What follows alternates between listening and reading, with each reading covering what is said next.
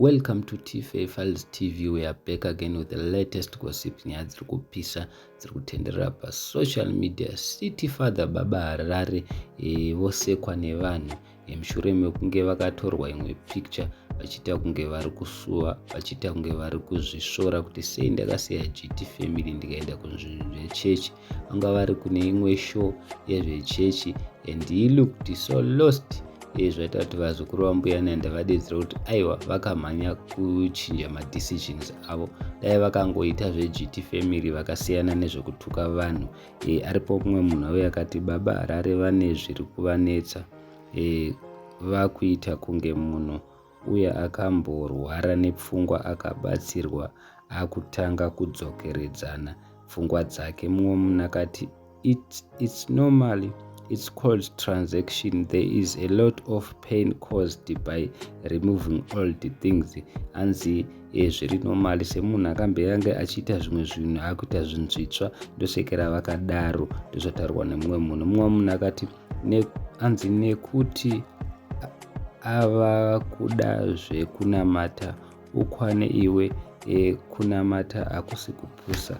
Mumwe munhu akati but I think he looks like someone who is regretting decision yekusiya kuimba GT. Dai dziri serious zvekuita Mr. Holy dai dzisiri kubhadharisa mashows egospel.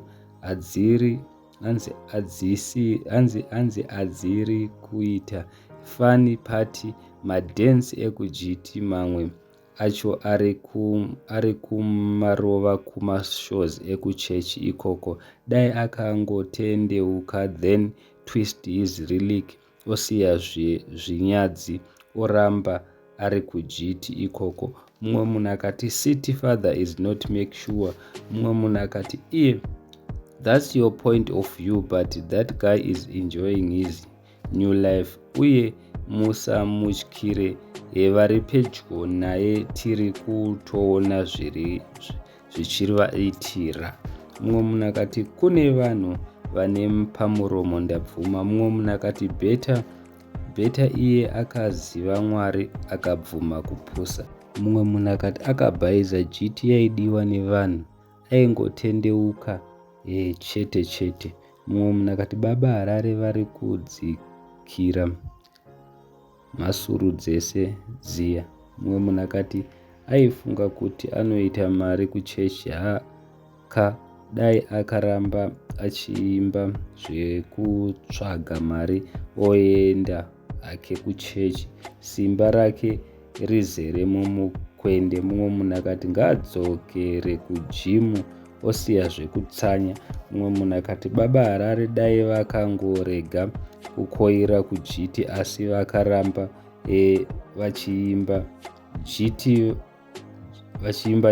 vachienda kuchechi, kumachechi kune nzara uku izvezvi kutogaya mari yerenti nekuti Sunday ndobisa mari yei. Ndozvataurwa nemumwe munhu adedzera kuti vari kutorwa nestress yemari yerenti yekuchechi nezvimwe zvinhu zvakasiyana siyana. So guys, handizi tunoti kuti zviri kunzi nevanhu Baba Harare vanogona ngozviuraya, vari kufunga too much nezvimukavatarisa pamapictures avo vakoneka vaonda. So handizi, comment down below mutudzi kuti which is which, muri kubvumirana nazvo here. Asi isu takatomboona Baba Harare pamashows echechi vachitamba madhanzi eGT family, which means vachiri kufunga kuGT family, of which kana takatarisa seTFA Files tongokupawo yedu side of story.